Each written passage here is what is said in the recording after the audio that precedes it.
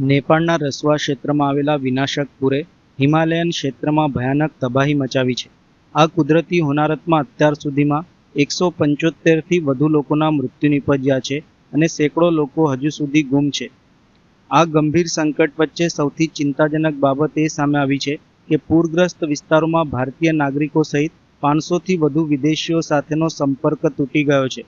નેપાળમાં આવેલા ફ્લડના કારણે સર્જાયેલી ગંભીર પરિસ્થિતિ વચ્ચે કૈલાસ માનસરોવર યાત્રાએ ગયેલા ભારતીય નાગરિકો અને યાત્રીઓ અંગે ચિંતા વ્યક્ત કરવામાં આવી રહી છે.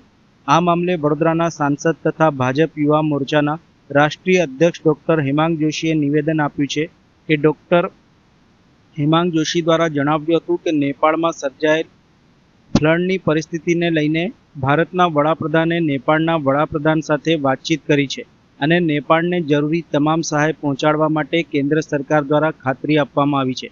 નેપાળમાં ફસાયેલા ભારતીય નાગરિકોને મદદરૂપ થવા માટે ટ્વિટર ઉપર મદદની મુહિમ પણ શરૂ કરવામાં આવી છે. બીજી તરફ વડોદરાના સાંસદ કાર્યાલય દ્વારા પણ હેલ્પલાઇન સેવા શરૂ કરવામાં આવી છે. નેપાળમાં ફસાયેલા વડોદરા કે ગુજરાતના કોઈ નાગરિક અંગે માહિતી હોય તો હેલ્પલાઇન નંબર 7778826034 પર સંપર્ક કરી શકાય છે.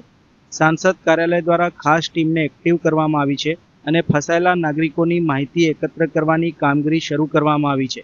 પ્રાથમિક માહિતી મુજબ 100થી વધુ ભારતીયો લાપતા હોવાની વિગતો સામે આવી રહી છે.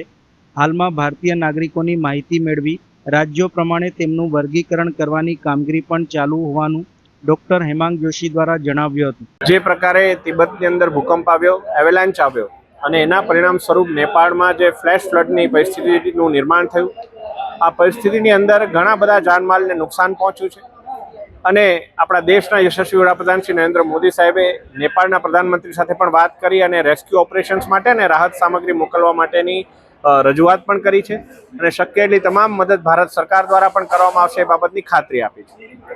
ભારતીયોની વાત કરીએ તો નેપાળની અંદર અત્યાર સુધીમાં ઔપચારિક રૂપથી 100થી વધારે ભારતીયો લાપતા હોય એવા એક સમાચાર આપણને પ્રાપ્ત થઈ રહ્યા છે.